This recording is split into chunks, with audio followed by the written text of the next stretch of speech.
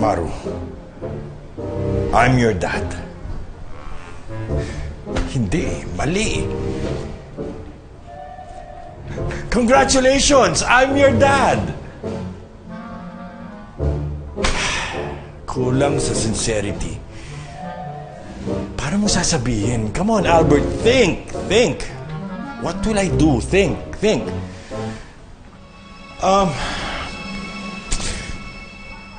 I need a writer. A good writer. An award-winning writer who would do my dialogue.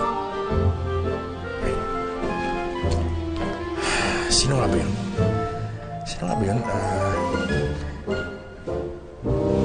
Ricky. Hello? Richard Limbaga? Yeah, hi. Oh, this is Albert Romero. You remember me? Yes. Well, Richard, I need something from you.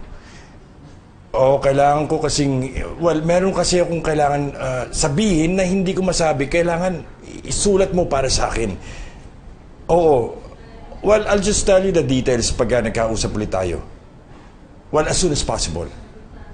I'll call you again. Huh?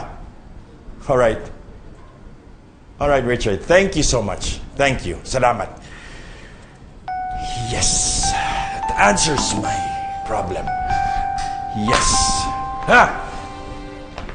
Albert? Yes, ma. Albert? Oh, ma. May chismis tungkol sa apo ko. Sino apo? Si Maru. May iba pa ba akong apo? Well, maybe. I'll find out. Uy, naku, iho, umayos ka, ha? Iskandalo yata. Parang sinasabi nila na hindi daw totoo na siya ay girlfriend ni Brian Ford. What? Tawagan ko lang.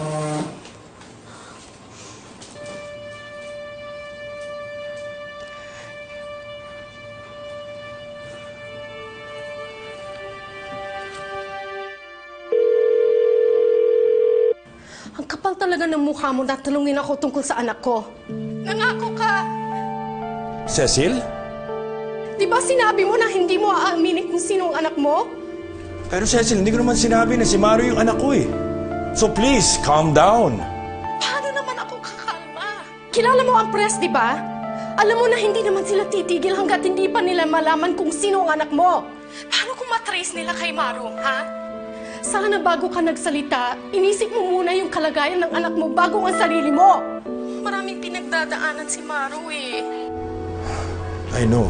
Shh, hindi pa ako tapos. Alam mo kung gusto mong maturing na ama, sana isipin mo ang kalagayan ni Maru kaysa yung sarili mo. Alam mo nung bata pa siya, parati kanya tinatanong. Hindi ko na mabilang sa kamay ko ilang beses kung nasaan ka hindi ko masagot. At ngayon, hindi ka na niya hinahanap. Dumating ka naman. Para ano? Para paiyakin na naman siya? Maawa ka naman kay Maru. Kung hindi ka naman naawa, makarma ka sana. Hello?